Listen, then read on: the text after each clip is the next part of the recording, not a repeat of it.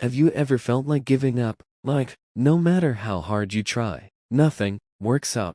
Sometimes life feels like a wall and you're just too tired to climb it. But what if I told you the moment you want to quit is often the moment right before something changes? Stay with me till the end. This story might be the spark you need.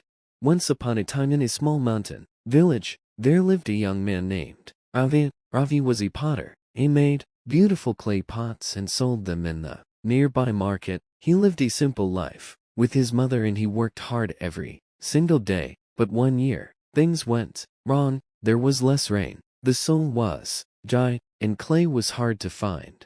Ravi's pots began to crack during the firing process. Week after week, he sold nothing. People in the village started to whisper, Ravi's luck has ended.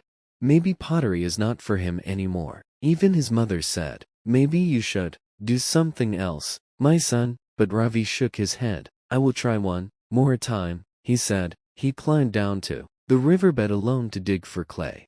Hours passed. The sun burned his back. His hands bled, but still he kept digging. Finally, he found a small patch of soft clay. Not much, but maybe enough. For one last try, he carried it back, shaped a few pots carefully, then let them dry in the sun. When it was time to fire them, a storm suddenly came. When knocked down to pots, one cracked.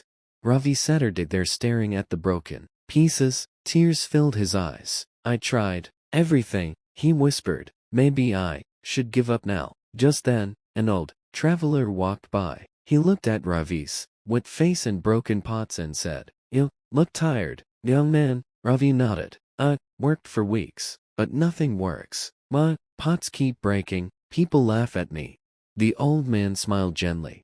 You know, he said, when I was your age, I tried to climb the tallest mountain near my village. I failed 4 times. I broke my leg. People said I was crazy.